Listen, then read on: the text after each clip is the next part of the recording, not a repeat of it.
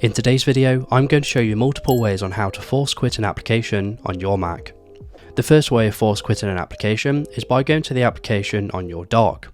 From here, you want to right click on the application to get this menu. Once you've done this, you want to press and hold the Option key on your keyboard and the options should change. All you need to do is click on the force quit option and the application should exit.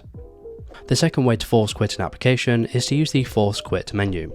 To do this, you want to click on the Apple logo in the top left, and from here you want to click on the force quit option. Alternatively, you can use this keyboard shortcut if you'd like to do so. Once you are in the force quit menu, you should see all of your applications that are currently open. From here, you just want to click on the application you want to force quit, and then click on the force quit button. You may get a dialog box that may pop up. All you need to do is click on force quit, and the application should exit. The third way of force quitting an application is by using the activity monitor. To do this, you want to go into the Spotlight search by pressing Command and Spacebar, and you want to search for the Activity Monitor app and you want to open it up. Once you've opened the Activity Monitor app, you want to wait for all the processes to load, and this may take a few seconds.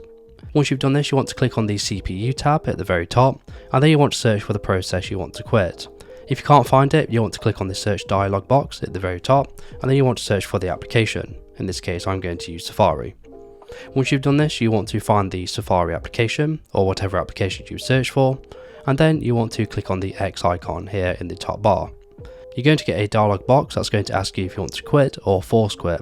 All you want to do is click on force quit, and again the application should exit.